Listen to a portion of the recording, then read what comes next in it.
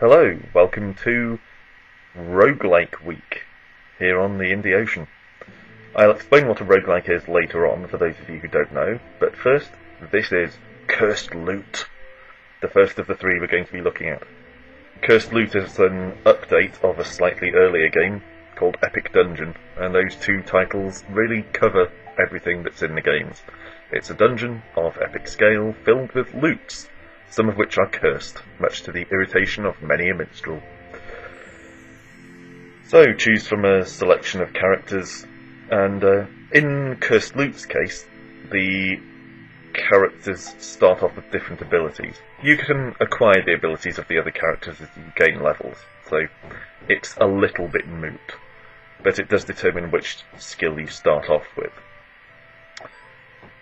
Killing lots of rats here. Oh my god, it's like the beginning of Morrowind. Ah! For those of you who played Morrowind. First quest of the Fighters Guild. And we've gained a level very quickly, unlike Morrowind, in which it takes 1,000 years. Anyway.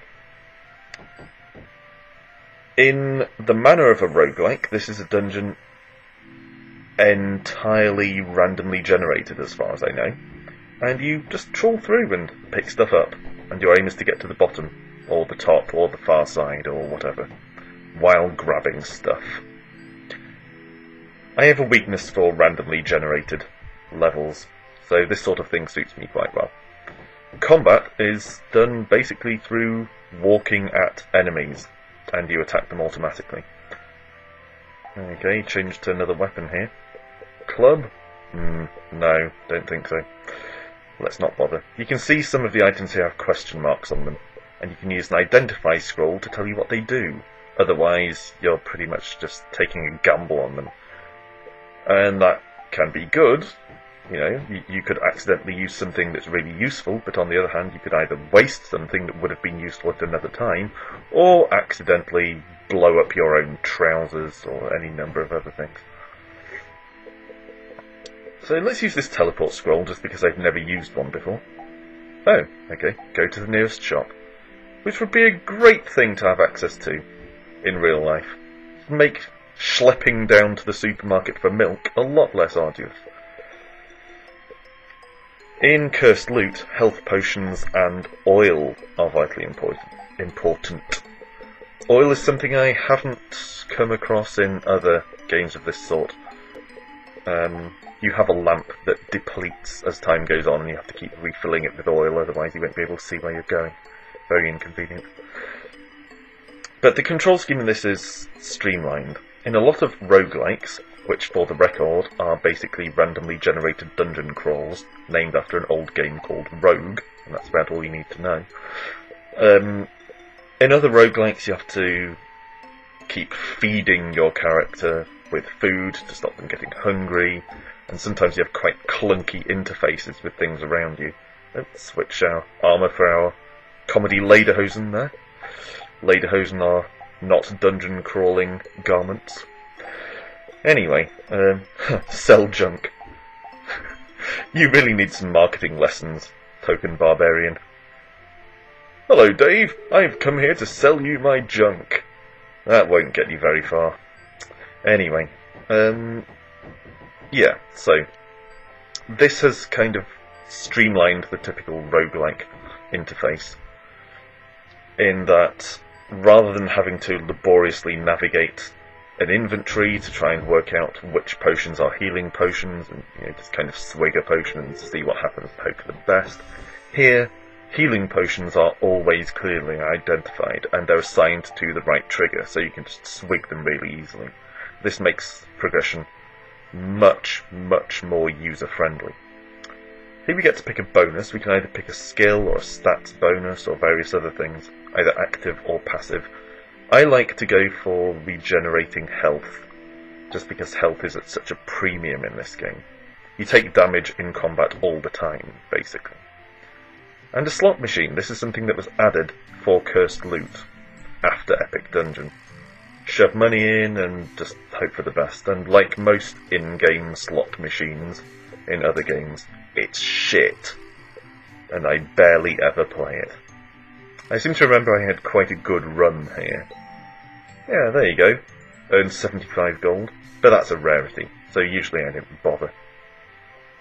There are other things around that you'll encounter that you can investigate by pulling the left trigger. Treasure chests and occasional floating question marks. Who wouldn't investigate a question mark just floating in the middle of the room? So you can see this kind of fog that permeates each floor. That's what prevents you seeing the layout, and your lamp dispels this fog, but the distance away from yourself that the fog is dispelled depletes as the lamp burns out its oil. So that's why it's important to keep stocked with oil. And the objective here is to find the stairs down to the next floor. But as with many roguelikes, if you just go down to the next floor as soon as you find the stairs, you'll be far too weak to deal with whatever you find down there. So you want to explore as much as possible in order to make sure you're actually strong enough to proceed. Hack our way through bats and rats and the other miscellaneous crap that always inhabits dungeons. This is a technique I developed pretty quickly. Stand a little way back from the entrance to a room to funnel the advancing enemies into a bottleneck so you're only attacked by one at a time, because they can attack you diagonally as well as from the 4 major directions. So really you want to funnel them into a narrow space like that. There are also secret doors, and things full of money, and another unique phenomenon that we'll see in due course.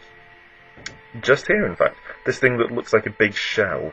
If you investigate that by standing on it and pressing left trigger, you end up in this weird, forced scrolling, side-on platform section, which as far as I can tell is just an opportunity to grab some coins. And then it drops you onto the floor below, so you really want to be careful about when you investigate those things.